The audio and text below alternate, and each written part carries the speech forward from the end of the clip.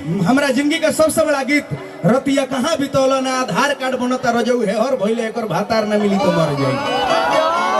कहब 1 2 3 चालू कदम मशीन गिनत रहल, लेकिन अब समय का भाव बा। हऊ कहाँ बालो दू जानी है तो रेला हो गइल भैया, बैटरी हाँ रेला हो गइल। ये लोग का बैठे दी, ये लोग का बैठे दी दू जानी काफी बालो तब तक। हाँ दू जानी के हाँ पारा पारी ना चाहे थक जाइलो दू जानी ठीक बा, खुश रहो। दीपक दिलदार जी, जी महोदय। ये सारी लड़कियां जो नृत्य करने के लिए आई है, जी साहब, इसको आप बैठाएं ना, क्योंकि ये लड़कियां भी अपने अपने प्रदर्शन को दिखाएंगी। हाँ हाँ वो मैं समझ रहा हूँ, आप तो स्वयं ही कलाकार हो यार, आपके पास तो अपनी क्षमता है, अपनी कला है, अपनी कलाकारी दिखा करके अपने लोगों को अपने तरफ से आकर्षित कर लेंगे आप।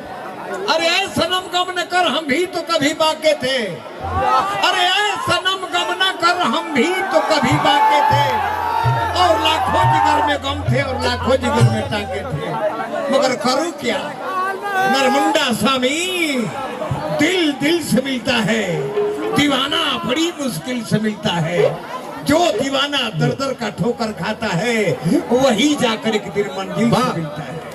हाँ अंजनी भैया तनी मारे तो बबुआ कुछ तनी मारे तो तनी माहौल क्रिएट हो गया। अंजनी भैया तनी बोली बोली वाह शांत हो जाइए, आप जोरदार ताली बजाइए।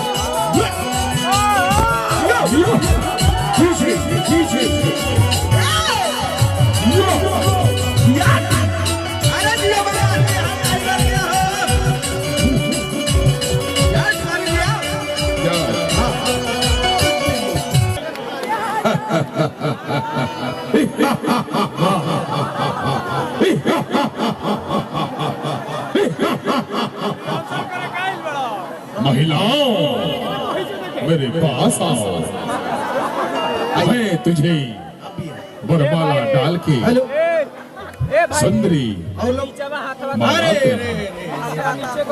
कैसे कैसे ऐसे बोल सकते हैं आप, आइए। अरे भाई हाथवा नीचे करके मोबाइल को देख लो। सुंदरी माला पहनो। भाई भाई थोड़ा प्लीज हाला कम रहे। समिति जी क्या कर रहे हो? हाँ भाई हो जरूर हो, शांति का दान दी, हाला कम रहे।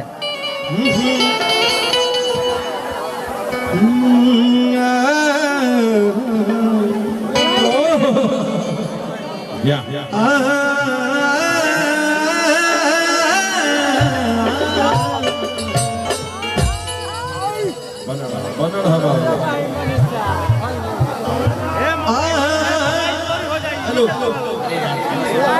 भैया कम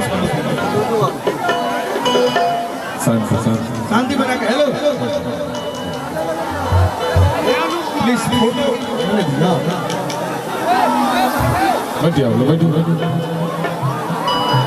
ढोलक का बोलिए बढ़ाने के लिए शास्त्र हो बेटा, शास्त्र ढोलक का साउंड बढ़ा दीजिए। मुझे कीबोर्ड का आवाज नहीं मिल रहा है, कीबोर्ड नहीं है क्या? हेलो हेलो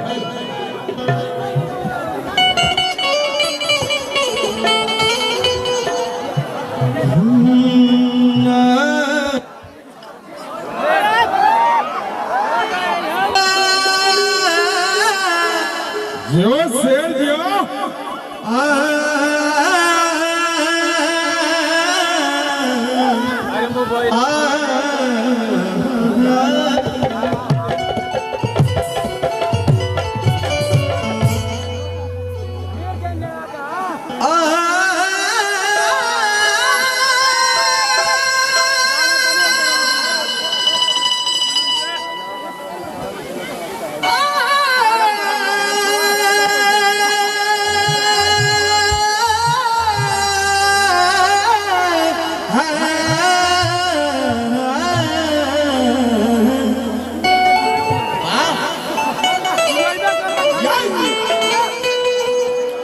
आज मैं आज गदगद हो गई और भाई होनाल भी टाइगर फरमाइश आई लगे कहब 1 2 3 छूट कदम मसीह, लेकिन होई लेकिन एगो भजन गायब